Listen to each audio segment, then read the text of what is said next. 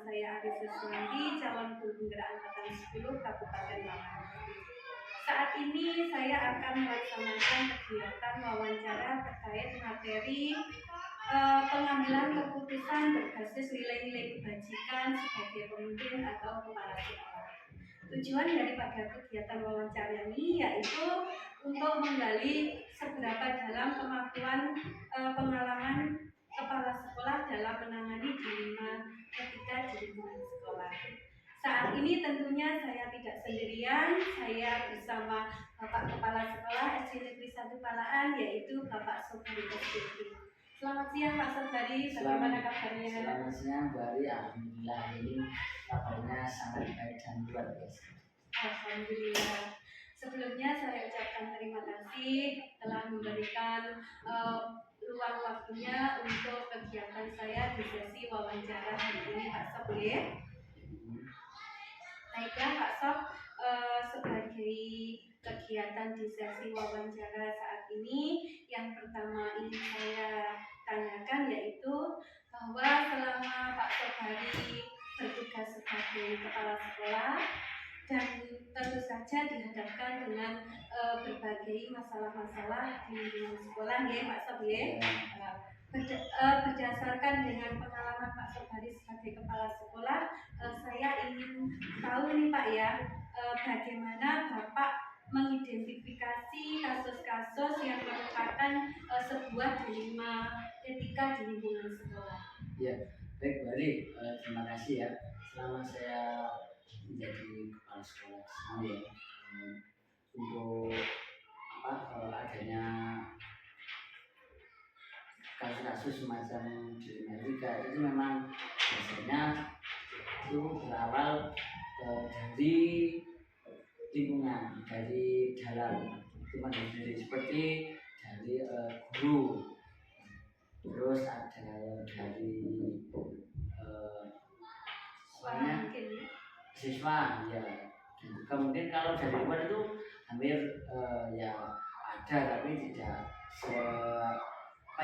sebanyak yang ada di dalam. Jadi itu pengalaman yang saya peroleh selama saya menjadi kepala sekolah sampai saat ini. Jadi intinya Pak Sobari dalam mengidentifikasi itu berdasarkan dengan peristiwa-peristiwa yang memang benar-benar terjadi di lingkungan sekolah, gitu ya Pak. Yeah. Kemudian yang selanjutnya ini Pak Sobari ya, mengenai proses dalam mengambil sebuah keputusan ini, terutama mengenai dilema etika di sekolah ini, Pak Sobari bagaimana cara mengambil sebuah keputusan yang secara bijak, di mana keputusan itu sama-sama benar. Ya, gini Bu, yang pertama dalam pengambilan itu kita harus melaksanakan identifikasi dulu. Jadi masalah yang muncul itu sudah apa, nanti kira-kira berdampak secara langsung apa enggak pada baik guru tersebut maupun lembaga ataupun siswa tersebut maupun untuk lembaganya. Jadi kita selalu menggunakan pendekatan dulu ya, jadi pendekatan secara kolaboratif untuk mengidentifikasi masalah tersebut. Jadi kalau sudah diidentifikasi, baru nanti kita menentukan langkah-langkah selanjutnya. Berarti untuk tindak lanjut berikutnya Pak Sobari merencanakan sebuah langkah-langkah sebagai tindak lanjut menangani permasalahan tersebut. Kalau boleh tahu nih Pak Sobari ya, untuk lebih lanjutnya ini bisa dijelaskan mengenai langkah-langkah yang Bapak lakukan dalam proses mengambil keputusan tersebut. Ya, langkah-langkah yang pertama kan kita sudah melakukan identifikasi ya. Yang kedua kita mengambil atau mencari informasi. Informasi itu datangnya ya tidak dari yang bersangkutan, atau ya kita misalnya mengambilnya ya dari sumber-sumber atau orang-orang misalnya yang terpercaya, yang bisa dipertanggungjawabkan. Jadi permasalahannya itu biar apa ya, biar tidak misalnya menjalar ke mana-mana. Kan kalau kemana-mana nanti kan saling merugikan semua pihak. Jadi seperti itu. Berarti memang benar-benar fakta begitu Pak. Iya, ya? iya. Jadi dengan uraian yang sudah Pak Sobari jelaskan tadi, hal apa yang menurut Pak Sobari itu paling efektif dalam mengambil keputusan terkait dengan kasus-kasus dilema etika? Ya, ini menurut saya ini untuk pengambilan keputusan itu memang sangat perlu kehati-hatian dan juga sangat perlu dengan namanya saling menjaga. Jadi kalau tidak itu nanti kita itu akan merugikan. Ya kalau merugikan satu orang, kalau merugikan banyak orang, terutama lembaga, maka ya, kalau bisa ya jangan sampai. Jadi kita itu harus benar-benar bijak, benar-benar keputusan itu bisa saling. Jadi kita harus kehati-hatian ya kita utamakan dulu sangat hati-hati dan juga kejelian dalam mengambil sebuah keputusan. Itu yang pernah saya lakukan. Luar biasa sekali Pak Sobari, berarti Pak Sobari memang sudah benar-benar menerapkan kebijakan yang baik. Kemudian Pak ini ya, yang berikutnya adalah mungkin di dalam menentukan suatu kebijakan sebagai kepala sekolah kan menghadapi suatu tantangan ini Pak ya. Menurut Bapak tantangan khusus apa yang sering dihadapi dalam mengambil suatu keputusan terkait kasus-kasus dilema etika? Iya, ini Bu, tantangannya yang pertama kan kita sudah bisa mengambil itu secara transparansi ya. Kita tidak memihak kedua-duanya, tapi kita mengambil jalan tengah. Tapi biasanya ini tantangan kita adalah jika kita sudah mengambil keputusan tengah-tengah karena ketidakpuasan dari salah satu pihak, maka kita itu dianggap membela sesat. Padahal kita hanya mengambil jalan tengah, meluruskan, tapi kita itu sering dianggap salah. Jadi karena tidak terima dengan apa yang sudah kita putuskan. Padahal kita sudah menggali informasi, terus mencari sumber-sumber yang valid, terus kita mengambil keputusan, tapi kita terkadang ya masih saja itu yang hasilnya di situ. Kalau dilema etika itu yang kalau di luar itu ya kita kan tidak terlalu kalau dulu ya memang sangat pengaruh juga, tapi kita harus lebih bijak kalau di luar. Sebenarnya sama-sama jalan harus bisa, kalau kita harus lebih bijak sama. Jadi harus melalui beberapa tahapan-tahapan begitu Pak Sobari. Iya. Ini yang berikutnya ini Pak, apakah dari semua tahapan-tahapan yang sudah Pak Sobari lakukan, di sini Bapak mempunyai prosedur khusus dalam menangani kasus-kasus dilema etika? Iya Bu, memang harus saja. Jadi kita itu tidak langsung mengambil keputusan. Kita harus melalui beberapa tahapan yang tadi disampaikan dan juga prosedur dalam menangani dilema etika ini. Memang kita kan ada dilema etika termasuk ada salah satunya kan kayak bujukan moral gitu ya. Kalau kita kebujuk maka kita akan mengikuti arus itu dan akhirnya kita akan tidak netral karena kita memihak. Itu namanya keputusan moral ya. Kunci utama kita dalam prosedur itu adalah pertama kebijakan, terus keteguhan dalam pengambilan keputusan. Jadi kalau kita sudah bilang keputusan A ya sudah, A itu yang hasil akhirnya. Jadi kita tidak membelot dan kita tidak mau dibujuk atau dilalui dan semacamnya. Memang disitulah ya Pak letak dari dilema etika yang Bapak temui dan Bapak hadapi sebagai seorang pemimpin begitu ya. Nah di sini Pak Sobari, selama Bapak memberikan suatu keputusan dalam menangani sebuah kasus, terutama kasus mengenai dilema etika ini, adakah seseorang atau faktor-faktor yang bisa membantu Pak Sobari dalam mengambil keputusan tersebut? Kalau itu ada Bu ya, seperti saya sampaikan di awal dalam pengambilan keputusan, kita kan mencari berapa sumber ya. Sumber itu bisa dari mana? Bisa dari guru, bisa dari siswa, bisa juga dari wali murid. Jadi itu yang membantu kita Bu, dalam pengambilan suatu keputusan, terutama yang menyangkut dilema etika. Yang ini contoh kasusnya jika terjadi antara siswa dengan sekolah atau siswa dengan guru, seperti itu. Berarti pada intinya di dalam menangani kasus dilema etika ini semua pihak sekolah itu benar-benar harus terkait ya Pak. Iya, jadi harus saling terkait, saling mendukung itu, dan juga memberikan informasi yang baik. Sehingga nanti di dalam pencapaian menyelesaikan suatu masalah yang berhubungan dengan dilema etika di lingkungan sekolah itu bisa mencapai suatu tujuan yang baik, begitu Pak ya. Dan juga bisa dipertanggungjawabkan di pendidikan. Itu yang utama Pak Sob. Ya. Baiklah Pak Sob, terima kasih mungkin dari semua pengalaman yang sudah Bapak sampaikan tadi akan menjadikan motivasi dan merupakan suatu uraian pengalaman Pak Sobari sebagai pemimpin di sebuah lembaga, dan ini sangat bermanfaat sekali bagi saya. Begitu Pak.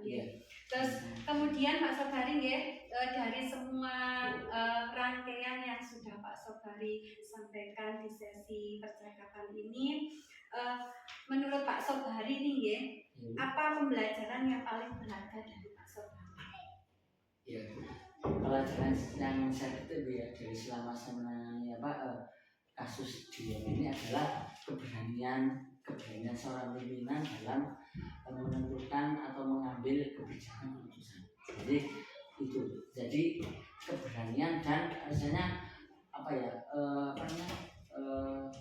itu namanya konsekuen ya. Jadi kita kalau kita sudah mengambil keputusan ya itu, jadi kita nggak boleh pindah-pindah. Kalau pindah-pindah nanti berakibat fatal dan bisa merusak suasana lingkungan sekolah maupun merusak suasana yang lain.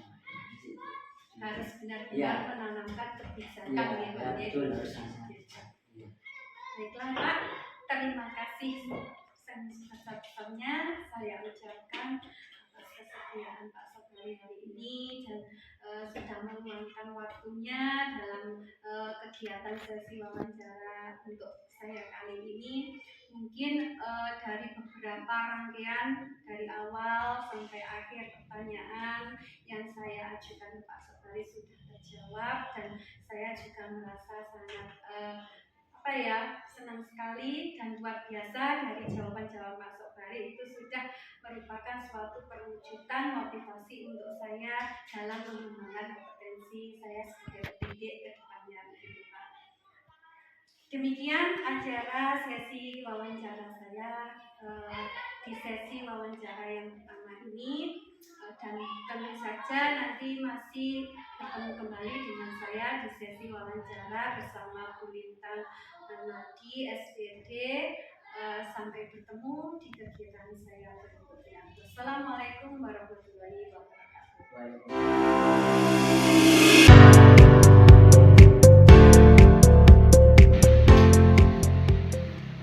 Assalamualaikum warahmatullahi wabarakatuh.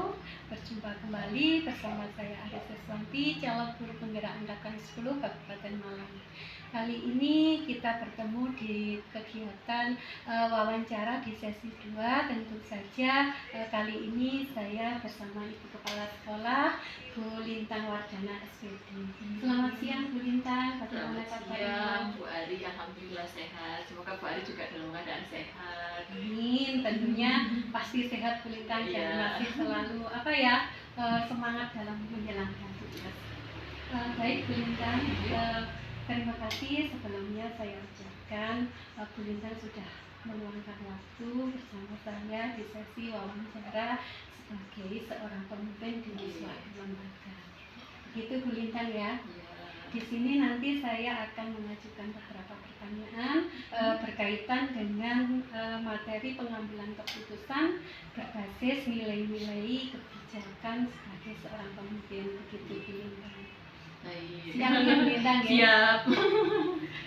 Terima kasih. Sebagai pertanyaan yang pertama, mungkin Bu Lintang selama sudah menjadi seorang pemimpin Bu ya, kalau boleh tahu bagaimana cara mengidentifikasi kasus-kasus yang terjadi yang berkaitan dengan dilema etika atau rujukan moral yang Bu Lintang hadapi. Ya, baik Bu.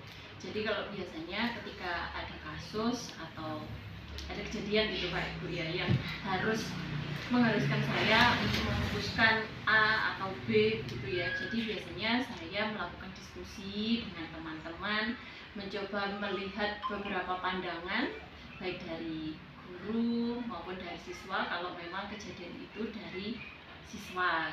Setelah dari cerita-cerita sudut pandang beberapa pihak, maka nanti akan saya tentukan sendiri. Misalkan kejadian ini itu kalau keputusan A, B, C ini sekiranya menentang aturan kah, atau menentang norma kah, atau menentang etika kah.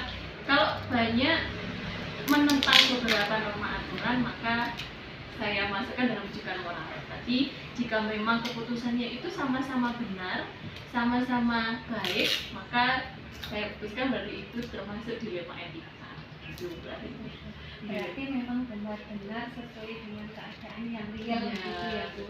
Baik, selama ini Bu Lintang ya, bagaimana Bu Lintang cara menjalankan pengambilan keputusan di sekolah Bu Lintang tempat bertugas, terutama untuk kasus-kasus di mana Bu Lintang dihadapkan dengan dua kasus yang sama-sama ini merupakan kasus yang benar dan juga mengandung nilai kebajikan gitu. Jadi biasanya yang utama saya menggunakan prinsip kerjasama dan juga komunikasi, menjadi komunikasi yang baik. Langkah pertama mungkin komunikasi atau musyawarah dengan Bapak Ibu Dewan Guru di sekolah. Jika dalam musyawarah dengan Bapak Guru itu kami menemukan keputusan yang kami yakini itu sudah yang terbaik, maka cukup di forum itu. Tapi ketika kita rapat bersama dengan Bapak Ibu Guru, kami merasa kami butuh pendapat dari pihak kedua atau ketiga, maka biasanya kami meminta pendapat, mungkin bisa dari komite ataupun dari pengawas. Karena memang kalau dilema etika kan setiap keputusan A maupun keputusan B itu sebetulnya kan sama-sama benar, tapi kami berusaha untuk mengambil keputusan yang terbaik dengan melibatkan itu tadi Bapak Ibu Guru. Kalau memang Bapak Ibu Guru kita masih belum yakin, kita minta pendapat dari pengawas ataupun dari komite sekolah. Seperti itu Bu Ari. Baiklah Bu Lintang, saya lanjutkan ya. Kemungkinan dari cara Bu Lintang memutuskan suatu keputusan itu membutuhkan sebuah langkah-langkah begitu ya Bu Lintang. Di sini yang menjadi pertanyaan saya, langkah-langkah atau prosedur seperti apa yang bisa Bu Lintang laksanakan atau Bu Lintang lakukan selama ini? Saya langsung beri contoh aja ya Bu, biar jenengan juga tahu gimana prosesnya. Jadi kebetulan di salah satu lembaga saya itu ada siswa yang kurang aktif gitu. Nah, pendekatan pertama yang dilakukan oleh lembaga, pertama otomatis anak ini di istilahnya pendekatan secara kekeluargaan. Jadi dari Bapak Ibu Guru ke rumah anaknya ditanya begini seperti itu. Kalau itu sudah ternyata belum ada perkembangan, anaknya masih tetap tidak mau sekolah, maka langkah kedua, sekolahan membuat surat, kita undang orang tuanya ke sekolahan. Intinya kita komunikasi, kenapa, ada apa, intinya mencari solusi bersama. Tapi sampai dengan itu ternyata anaknya juga masih belum mau gitu Bu. Sedangkan kalau kita manut aturan gitu ya, kalau sesuai aturan, kita manut nilai aturan, anak itu harus dikeluarkan. Jadi kan kalau misalkan dikeluarkan secara aturan kita nggak salah. Tapi dari sisi kasih sayang, apalagi untuk memikirkan masa depan anak ini, kan kasihan jadi sayang. Akhirnya kita diskusi lagi, masih kita beri kesempatan. Akhirnya ganti saya sebagai kepala sekolah ke rumahnya, kita komunikasi dengan orang tua. Ternyata belum ada perkembangan. Akhirnya saya minta pendapat ke pengawas gitu.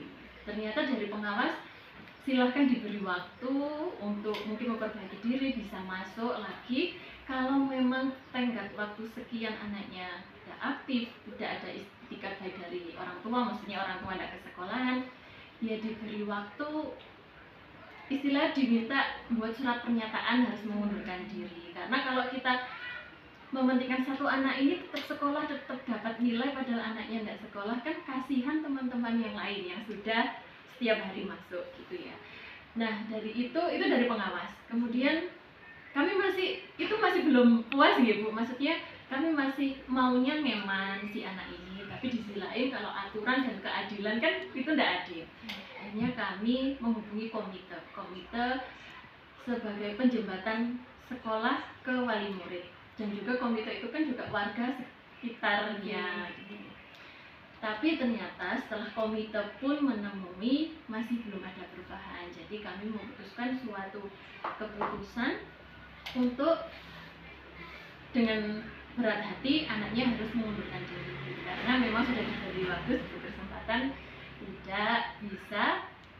Dan kami pun mengambil keputusan itu juga ada langkahnya. Jadi kami pendekatan kekeluargaan dari rapat, musyawarah, pengawas, komite, seperti itu urutannya. Luar biasa. Iya. Berarti sudah terperinci mulai dia Bu. Ini sudah merupakan suatu usaha maksimal juga memang untuk mendapatkan suatu kebijakan yang benar-benar harus pas begitu ya Bu.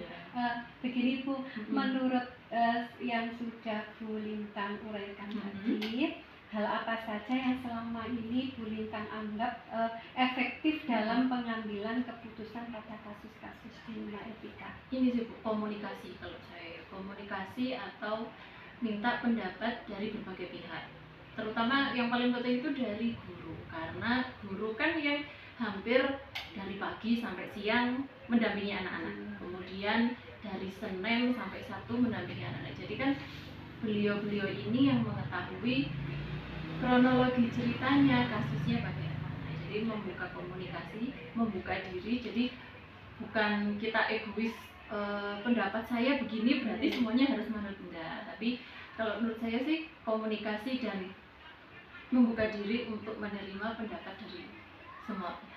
Tentu saja memang kolaborasi dengan stakeholder itu dibutuhkan begitu ya.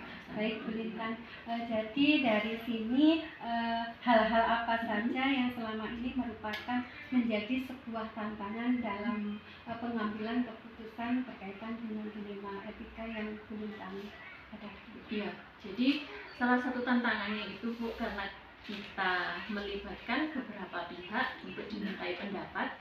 Jadi banyak kemungkinan pendapatnya beda-beda, pendapat A, B, C, D. Itu salah satu tantangan, terutama bagi saya sendiri, untuk menimbang keputusan yang saya ambil.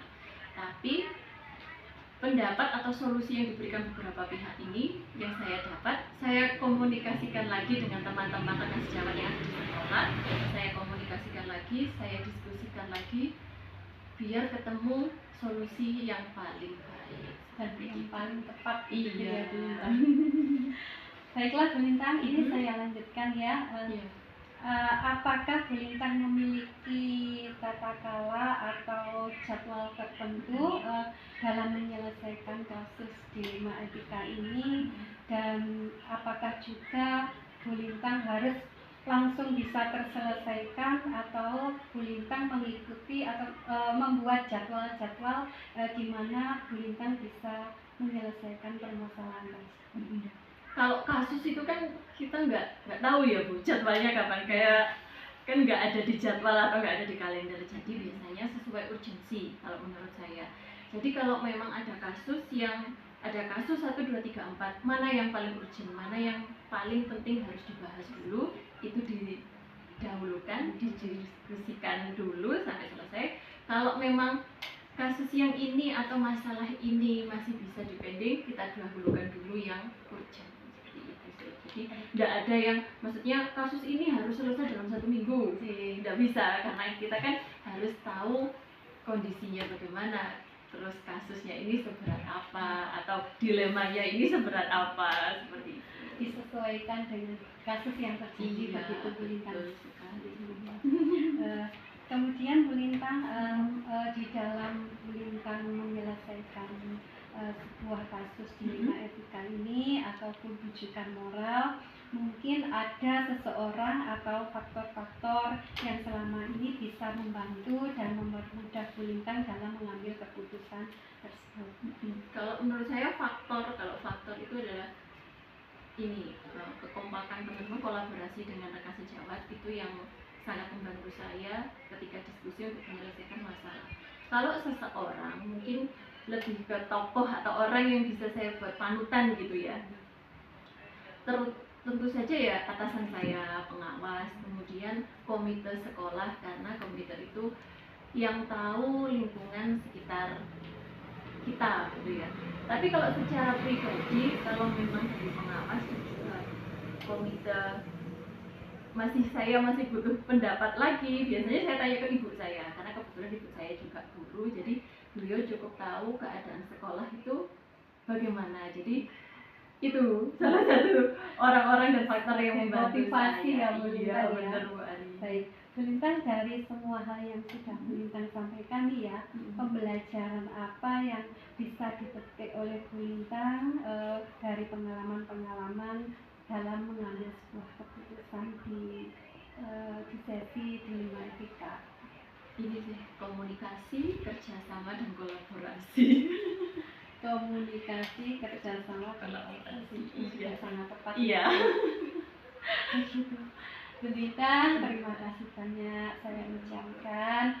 Mungkin dari pengalaman yang sudah Bu Lintang sampaikan itu akan menjadikan motivasi buat saya, juga masukan-masukan serta pengalaman di mana nanti saya bisa meningkatkan kompetensi sebagai pendidik ke depannya. Begitu. Semoga apa yang saya ceritakan yang baik, monggo jenengan ambil hikmahnya begitu. Kalau yang jelek-jelek ya tak usah. Tentu saja Bu Lintang. Ini merupakan salah satu tujuan daripada kegiatan wawancara ini. Terima kasih Bu Lintang ya. Demikian tadi kegiatan wawancara saya di sesi kedua bersama Bu Lintang Wardhani, sehingga di mana dalam kegiatan ini akan menjadikan suatu motivasi juga pengalaman saya berdasarkan kegiatan daripada penyelesaian tugas saya sebagai calon guru penggerak diajukan seperti ini. Mungkin dari sini cukup saya akhiri kegiatan bersama saya dan juga Bu Lintang. Terima kasih, selamat siang dan wassalamualaikum warahmatullahi wabarakatuh.